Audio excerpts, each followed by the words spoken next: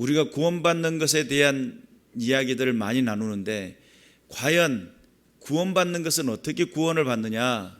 예배당에 함께 앉아있기 때문에 구원을 받는 것이냐? 제가 지난번부터 이야기하지만 아니라고 이야기했어요. 예배당에 함께 앉아있기 때문에 구원받는 게 아닙니다. 우리가 구원받는 이유를 명확히 알아야 돼요. 예수님이 나의 죄를 대신 짊어지셨기 때문입니다. 내가 구원받는 것은 예배당에 나와서 내가 헌금을 얼마 드렸기 때문도 아닙니다. 내가 열심히 봉사를 하고 있기 때문도 아닙니다. 내가 정말 많은 사람들에게 섬기고 구제하고 열심히 있게 살았기 때문도 아닙니다. 내가 구원받을 수 있는 길은 예수, 그가 나를 대신해 죽으셨는데 내 모든 죄를 대신해 죽었다는 거예요. 죄의 값은 뭐예요? 사망입니다.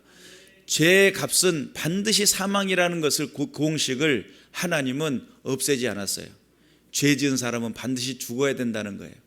그런데 그것을 바꾸면 일이 쉬워집니다. 죄 지었어도 내가 눈 감아 줄게, 이게 아닙니다.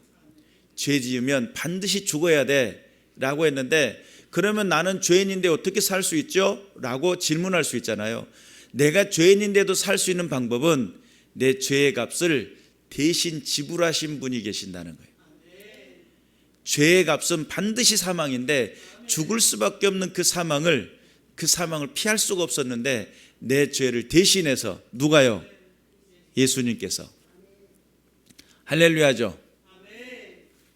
그래서 대신 져주신 예수 그리스도의 그 공로 때문에 내가 구원을 받게 된다는 사실. 그래서 우리가 함께 공동체라고 예배당에 나와서 함께 예배 드리고 있기 때문에 구원받는 게 아니고, 내가 예배를 드리는 이유를 알아야 되고, 그 예배를 드리는 분이 어떤 분이신지를 명확히 알아야 되며, 내가 그분과 어떤 관계인지가 인식이 돼야 돼요. 그래서 구원받는 믿음의 군사들 되시기를 주님의 이름으로 축원합니다. 오늘 우리가 함께 읽었던 이 본문 로마서 10장 13절, 누구든지 주의 이름을 부르는 자는 구원을 받으리라. 누구든지 주의 이름을 부르면 뭐 한다는 거예요? 구원을 받는다는 거예요. 그러면 주의 이름을 부르는 자들이 어떤 마음가짐을 가지고 부르는지가 중요하겠죠. 주의 이름을 부르면 구원을 받는데 도대체 그 구원이라는 것은 어떤 개념을 가지고 나가느냐예요. 많은 사람들이 여기서 성경에서 이야기하고 있는 이 구원의 개념이 아닌 다른 구원을 이야기할 때가 많아요. 어떤 사람은 돈이 구원일 수도 있어요.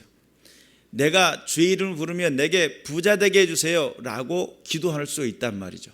어떤 사람은 가난에서 벗어나고 싶은 사람일 수도 있어요.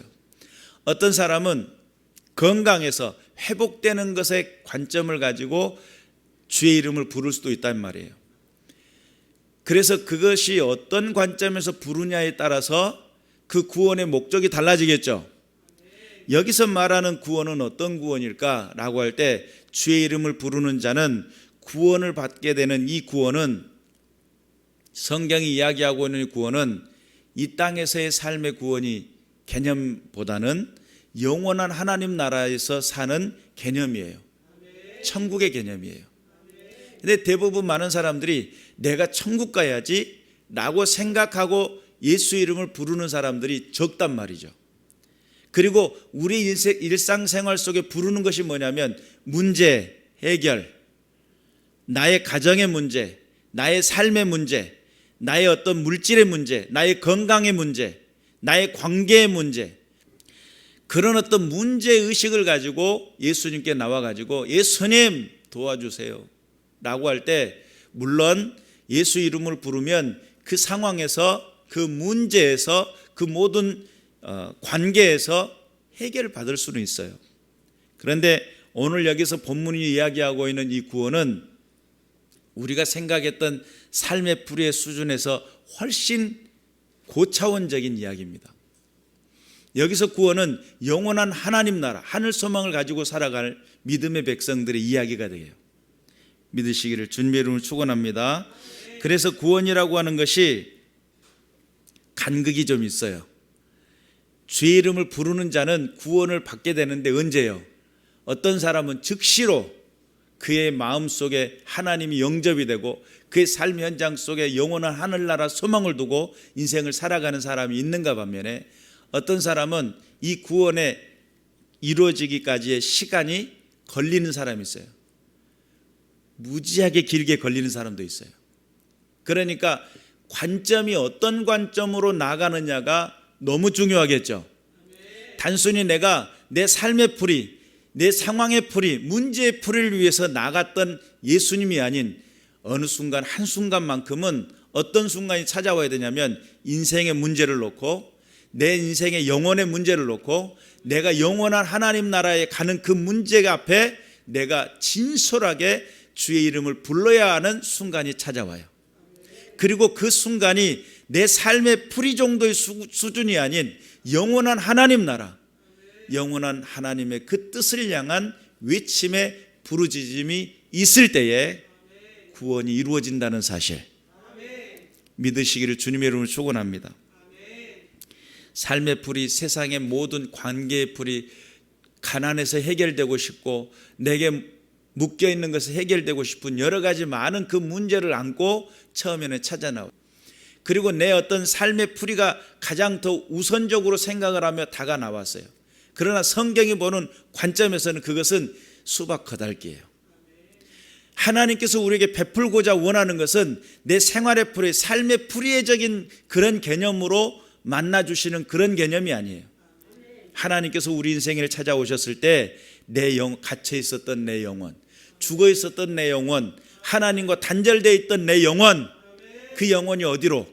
영원한 하나님 나라로, 그분이 나와 더불어 함께 하기를 원하시는 그 계획이 있었다는 것을 알게 되는 그 순간이 찾아와야 될 줄로 믿습니다.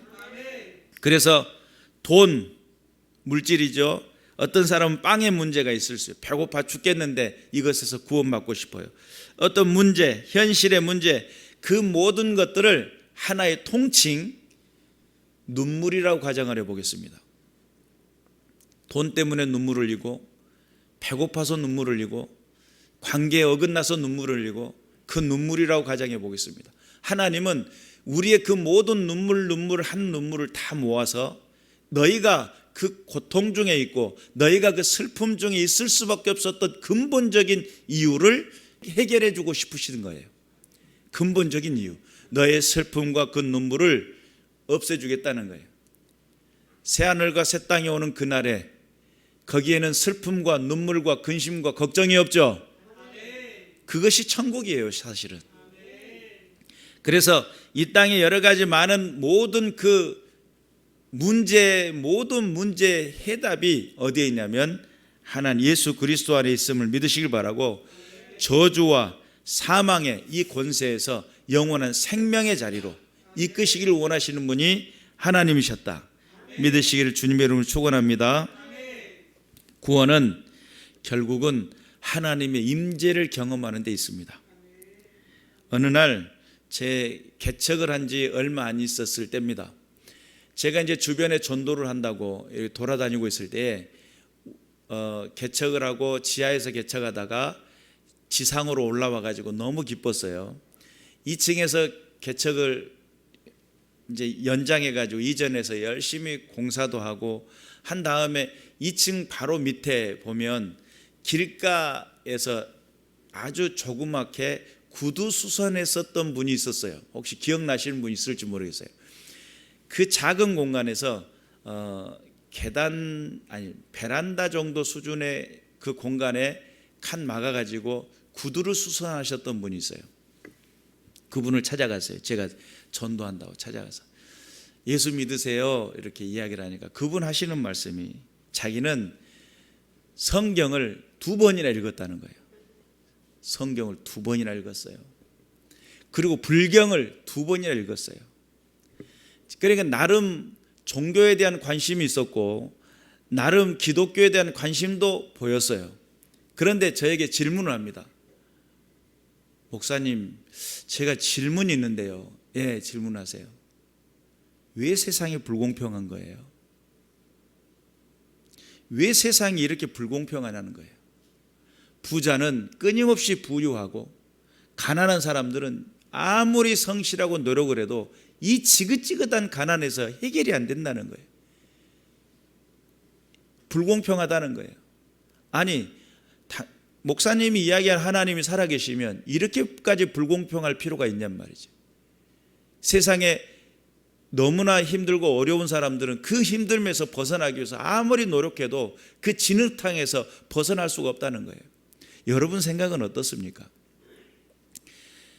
그 사람의 입장에서 생각을 해보면 정말 세상 자체가 너무 불공평하고 정말 이 격차를 극복할 수가 없다는 거예요. 좀 격차를 극복해 보려고 노력하려고 하다 보면 결국은 그 격차는 뭔가의 결단이 필요해요. 내가 뭔가를 한 계단을 넘어서려면 다른 그 누군가를 밟고 일어서야 되는 너무너무 큰 격차를 경험한다는 거죠. 불공평합니다. 이 불공평함, 하나님이 살아계시면 과연 이게 불공평함이 맞습니까? 하나님은 공의로우신 분이시죠? 하나님은 공의롭잖아요. 공의롭다라는 것은 공평이라는 개념이 들어있다라고 제가 누누이 말씀을 드려요. 하나님은 공의로우신 분이세요. 그런데 이 불공평은 누가 만든 거예요? 하나님이 만드셨어요. 이 격차를 만들어내는 것이 죄 때문입니다. 사람들이 죄를 짓기 시작하면서부터 시작된 것들이에요. 에덴의 동산에는 정말 풍요 그 자체였습니다. 많은 거기에 있는 많은 것들이 사람을 위해서 지어졌었고 앞으로 넘어져도 뒤로 넘어져도 코가 깨지는 것이 아니라 뒤로 넘어져도 복이었어요. 앞으로 넘어져도 복이었어요. 거기는 계절마다 달마다 매달마다 맺혀지는 열매가 있었고 계절마다 맺혀지는 열매가 있었고 풍성함 그 자체였고 풍요를 누리는 그 자체였어요. 그런데 이것이 불공평이 시작할 때가 언제부터냐면 아담과 하와가 죄를 짓고 시작하는 범죄 이유로부터 생겨납니다. 하나님은 그것을 방치했어요 라고 이야기할 수도 있어요. 아닙니다. 하나님은 우리에게 자유롭게 맡기셨어요. 근데 그 자유롭게 맡기신 사건이 얼마나 뼈저리게 하나님 앞에 와닿는지 아세요? 하나님 맡길 걸 맡겨야죠. 도둑놈 같은 우리 인생에게 맡길 걸 너무 많은 것을 맡기시지 않았습니까? 아니죠. 하나님 우리를 믿으셨고 하나님 우리에게 모든 것을 맡기셨어요. 그 결과가 어떤 결과가 이루어지게 되냐면 사람들에게는 극복할 수 없는 불공평이 시작됩니다. 그래서 바벨탑 꼭대기에 있는 사람이 있고 바벨탑 맨 아래층에 있는 사람이 있을 수 있겠죠. 사람은 격차가 생겨납니다. 힘이 세면 약한 자 위에 군림하게 됩니다. 이런 격차를 만들어내는 것이 결국은 세상의 그 불공평은 사람의 죄악 때문에 시작된 거예요. 그런데 그 불공평의 이유를 누구에게 묻는 거예요? 하나님 때문이라는 거예요. 그분이 구두 수송공이 그 사실을 알았다면 그 손가락이 얼마나 부끄러울지 몰라요. 이 세상의 모든 죄악으로 인해서 탐욕 때문에 생겨나는 이 불공평함. 그래서 우리가 무엇으로부터 구원을 받는지에 대한 이유를 명확히 알아야 내가 어떤 것을 구할지를 명확히 깨닫게 돼요. 물질의 문제냐 또는 관계의 문제냐 내 인생 속에 어떤 인생의 해답의 그 어떤 삶의 풀이의 문제냐 라고 했을 때 그 개념이 아니에요. 사실은 이그러지고 어그러지고 거스르는 이 세대 내 안에서 있는 불순종과 이 불평등을 만들어내는 이 모든 것은 죄악으로부터 시작을 해요. 이 죄가 내 마음속에 자리 잡고 있는 동안에는 진정한 구원은 일어날 수가 없어요. 물질적인 부분 성경은 뭐라고 그래요? 돈은 일만하게 뿌리라고 이야기하죠. 아니 돈이 우리의 일상생활에 얼마나 필요하냔 말이에요. 그러나 성경은 명확하게 이야기합니다. 일만하게 뿌리라는 거예요. 모든 악함을 만들어내는 그 근본이 어디로부터 시작하냐면 물질의 탐욕으로부터 시작하기 때문입니다. 그러므로 우리의 눈물과 슬픔과 그 고통을 해결해 주시기를 원하셔서 이 땅에 오셔가지고 우리에게 영혼의 문제를 해결해 주시면서 영원한 하나님 나라, 하늘 소망을 두게 하시는 분이 하나님이셨다는 사실을 믿으시기를 주님의 이름으로 축원합니다.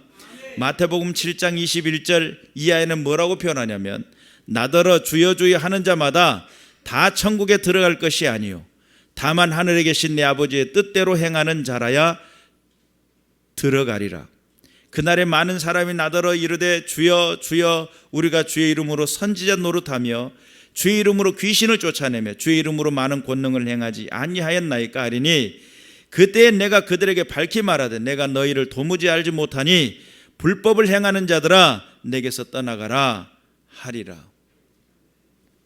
그러므로 누구든지 나의 이 말을 듣고 행하는 자는 그 집을 반석 위에 지은 지혜로운 사람 같으리니 라고 이야기하면서 비가 내리고 창수가 나되 바람이 불어 그 집이 부딪혀 무너지지 않는다는 거예요. 그런데 어리석은 사람은 모래 위에 지은 집과 같아가지고 창수가 나고 바람이 무너진다는 거죠. 그러면 여기서 말씀이 너무 중요하다라는 사실을 알게 돼요. 우리가 주여 주여 한다고 해서 다 천국 가는 게 아니라는 거예요. 구원의 자격은 누구에게 있느냐라는 개념이에요. 우리가 누구든지 주의 이름을 부르는 자는 뭐 한다는 거예요? 구원을 받게 되는데, 근데 그 구원의 자격이 있다는 거예요. 여기서 주여 주여 할 때에 내가 생활풀이, 삶의 풀이의 관점을 가지고 있는 사람은, 영혼에 대한 관심이 없는 사람은 아직 뭘 못하고 있는 거예요? 영원한 하나님 나라의 구원의 그 진정한 맛을 모르고 있다는 거예요. 어떤 사람은 삶의 풀이로 이해를 하는 경우가 많습니다. 그런데 이 삶의 풀이는 말 그대로 하나님의 자녀가 되는 그 권세를 누릴 때에 그것은 자연스럽게 이루어지는 짜짜론이에요. 그런데 그것이 주가 돼버리면, 삶의 풀이가 주가 돼버리면 결론적으로 사실은 뭘 모르고 있는 거예요? 하나님이 진짜 우리의 인생 속에 다가오셔서 내게 베푸시고자 하는 그 뜻을 명확히 모르는 거예요. 구원의 자격이라는 게 별거 아닙니다. 누구든지 구원받을 수 있습니다. 그런데 여기서 누구든지는 바울 목사님이 많은 전도를 하면서 깨달았던 것 중에 한 가지가 뭐냐면, 믿음은 모든 사람의 것이 아니더라는 거예요. 구원받는 것은 차별이 없습니다. 누구든지 구원을 받습니다. 그러나 여기서 믿음이라고 하는 것, 영원한 구원을 받고 영원한 생명을 얻고 하나님의 자녀가 되는 그 믿음을 갖는 것은 모든 사람의 것이 아니라는 것을 결론에 도달하게 돼요. 하나님의 구원은 누구든지 모든 사람에 베풀어진 은혜이다. 그러나 이것을 명확히 알고 이해하며 그 구원에 하나님께서 베푸시고자 하는 그 뜻이 명확히 무엇인지를 알지 못하고 나가는 사람들하고는 관계가 없는 것이 구원이구나. 예수님이 계실 때에 여러분 생각해 보세요. 목사님이 이야기하는 것은 시덥지 않고 예수님이 말씀하면 내가 반드시 바로 막 순종할 텐데 이렇게 이야기하는 사람들이 덜어 있을 수 있어요. 그때 당시 예수님 시대 때도요, 모세가 이야기하면 바로 이루어질 건데 이렇게 생각을 하고 예수님은 시덥지 않게 생각을 했단 말이죠. 그러니까 우리가 명확히 알아야 될 것은 어떤 것을 알아야 되냐면, 예수님 말씀하시면 다 될 것 같은데 사실은 예수님 목회를 보면요, 정말 기적과 이적을 나타냈지만 나중에는 12제자 남겨졌고요, 예수님 십자가에 돌아가시니까 다 도망갔어요. 나중에 도망갈 때 마지막 청년 하나는 옷을 붙잡히니까 옷을 다 벗어버리고 뛰어갔다는 거예요. 뭐 하려고? 살려고. 그러니까 사실은 예수님 주변에 사람이 있었어요, 없었어요? 목회자로 오면 어떻게 보면 좀 죄송한 말씀이지만 엄청 실패하신 거예요. 그런데 정말 예수님의 그 본질적인 구원의 목적이 뭐냐라고 하는 것을 우리가 명확히 알아야 돼요. 예수님은 내게 왜 다가오신 거예요? 예수님 내 인생 속에 어떤 분이시냐는 말이에요. 그분이 진정한 나의 영혼을 구원하고 내 인생을 구원하고 영원한 하나님 나라의 삶의 그 길로 인도하시는 길이요, 진리요, 생명이신 분으로 다가오셨냔 말이죠. 하나님, 이번 달은 얼마가 필요한데요? 또는 하나님, 저 사람과 내가 다투고 싸웠는데 어떻게 좀 집어 뜯어주세요. 이런 관계로서 예수님을 만나고 계시느냐 이 말이에요. 그분은 내 인생 속에 어떤 분이시냔 말이죠. 누구든지 주의 이름을 부르는 자들에게는 구원을 받게 되는 은혜가 있는데 도대체 왜 예수의 이름을 부르냔 말이에요.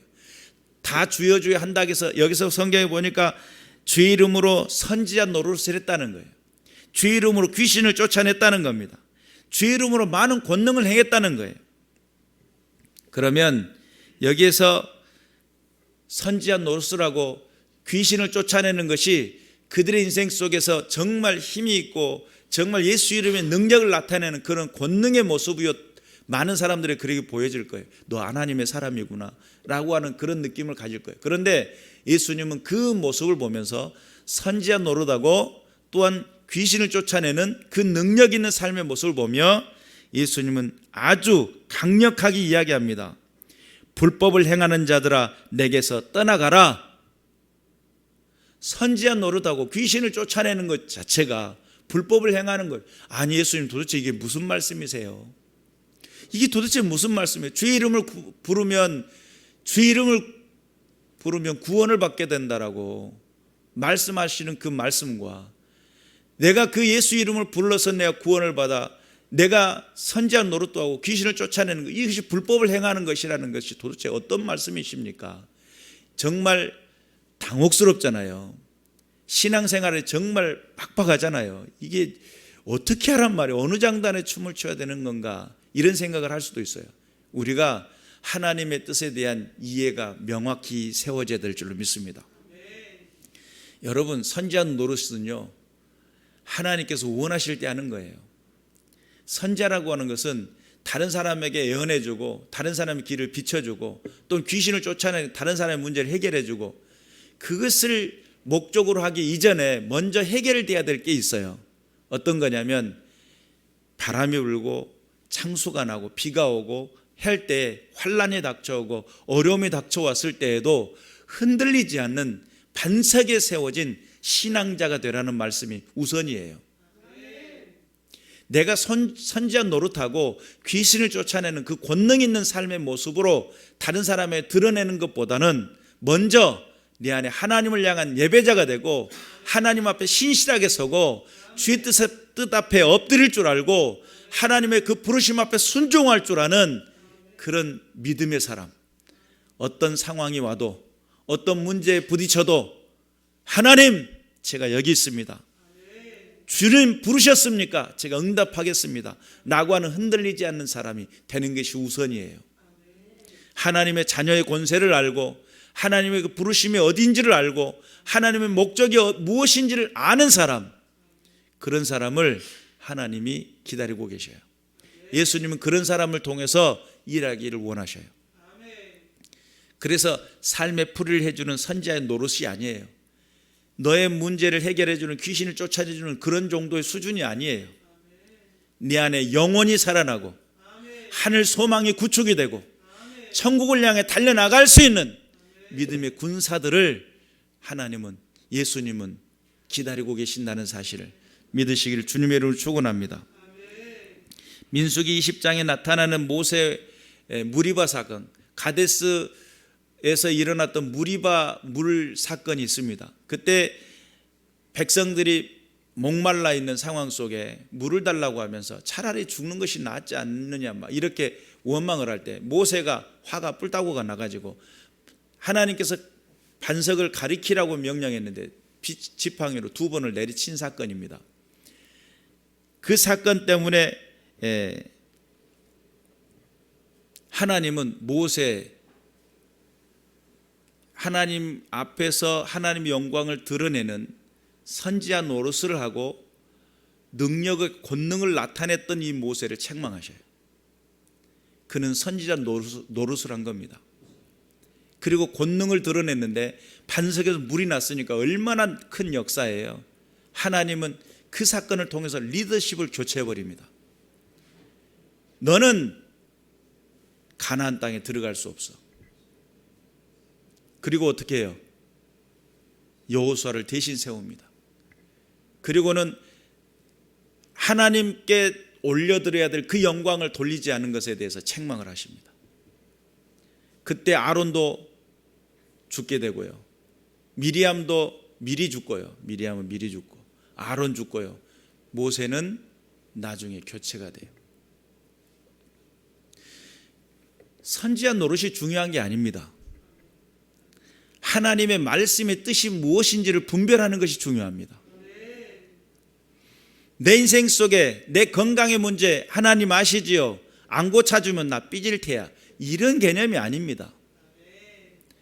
아니, 인생 속에 육체는 한정되어 있는 육체잖아요. 나이가 들면 아파오는 게 정상이에요. 감기 바이러스가 들어오면 기침하는 게 정상이죠. 코로나가 콧구멍 찌르면 코로나 검사를 2번이나 했는데, 이번에 제가 코로나 검사를 병원 간다고 하는데 얼마나 깊게 찔러본지, 지금까지 코로나 검사하면서 그렇게 깊게 찔러본 코로나는 처음이었어요. 찔러 콧구멍을 해갖고 목젖을 통과해가지고 그 안에 있는 혓바닥을 찌르더라고요. 얼마나 놀랬던지. 그래서 제가 그랬어요. 지금까지 코로나 검사 중에 이렇게 깊이 찔른 코로나 검사는 처음이라고 하네요. 아주 깊게 찔러. 인생 속에서 우리가 하나님의 그 부르심의 그 이유를 명확히 알고 명확히 깨달아서 그 부르심의 의도를 알고 행할 줄 아는 믿음의 군사들이 돼야 돼요. 삶의 풀이가 아니에요. 코로나가 오면 코로나 걸려야죠. 그것이 우리가 무슨 용가리 통빼도 아니고 다만 지혜롭게 극복하는 게 문제잖아요. 그런데 우리 육체가 연약해진 것에 어떤 목표를 두고 하나님께서 내가 정말 필요하다면 독사가 나를 물어도 그 독에 해를 받지 않는 것은 내가 사명이 있기 때문이에요. 코로나가 걸려왔어도 내가 주의 일들을 할 수 있도록 내게 생명을 연장해 주는 것은 내게 사명이 있기 때문이에요. 쓰임새가 있으면 버리지 않잖아요. 내 가정에서 쓰고 있는 칼이, 그 칼을 열심히 쓰고 있는데 다른 사람이 옆집에서 아줌마가 와가지고 하는 말이, 세상에 이런 칼을 쓰냐고, 갖다 버려도 쓰겄다고. 내가 시집 올 때부터 쓴 칼인데 너무 잘 두고 좋아, 내 손에 딱 맞아. 쓰임새가 있으면 버려요, 안 버려요? 40년 50년을 썼어도 내게 쓰임새가 있으면 안 버리잖아요. 하나님 앞에 쓰임새가 있을 때 사명을 위해서는 건강도 초월하고요, 상황도 초월하고요, 모든 것을 초월케 하시는 하나님의 능력을 볼 수 있어요. 그렇게 하나님이 쓰시겠다고 작정하실 때는 죽고 싶어도 못 죽어요. 마음대로 하고 싶어도 안 된단 말이에요. 하나님에서 들려있으니까. 하나님의 쓰시기에 편한 인물들은 그렇게 쓰시는 거예요. 그러나 인생 속에 인생의 한계가 딱 정해져 있어요. 건강도, 내 물질도, 내 만남과 관계도 다 정해져 있어요. 한계가 있단 말이죠. 그러면 자연스럽게 받아들인 게 은혜예요. 그리고 주님 앞에 서는 그 하늘 소망을 가지고 엎드릴 줄 아는 믿음이 있어야 돼요.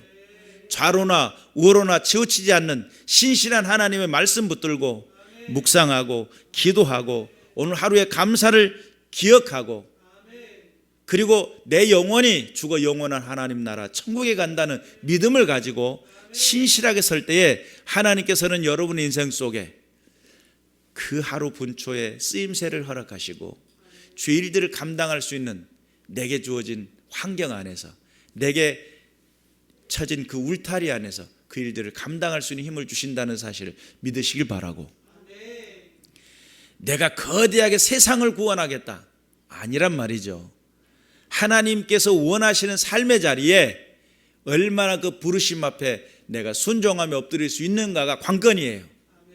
이런 관건이 여러분의 인생 속에 펼쳐지시길 바라고, 그래서 삶의 구원받은 증거가 명확해요. 체험이 없어도 예수님을 사랑할 수 있으면 그 사람은 구원받은 사람입니다. 또 체험이 없어도 예수님을 주로 고백할 수만 있다면 구원받은 사람이에요. 또 우리가 예수님을 믿음으로 인해서 기쁨을 누리는, 이건 내적 증거인데, 예수님 안에서 내가 기쁨을 누릴 수 있다면 그건 구원받은 사람이에요. 또 구원의 최종적인 목적이 내가 하나님 나라에 선다는 목적이 분명해진다면 거북이같이 걸어도 내가 정말 더디게 걸은 것 같지만 하나님의 손에 들려 있어서 믿음을 향하여 하늘 천상을 향하여 나가는 믿음의 발걸음이라고 한다면 그런 구원받은 백성이에요. 말씀과 예배가 있는 삶, 복음의 전도가 있는 삶, 이런 것들이 구원받은 삶의 증거이기도 합니다. 여러분의 인생 속에 정말 예수로 인한 기쁨이, 예수로 인한 예배가, 예수로 인한 감사가 여러분의 인생 속에 있습니까?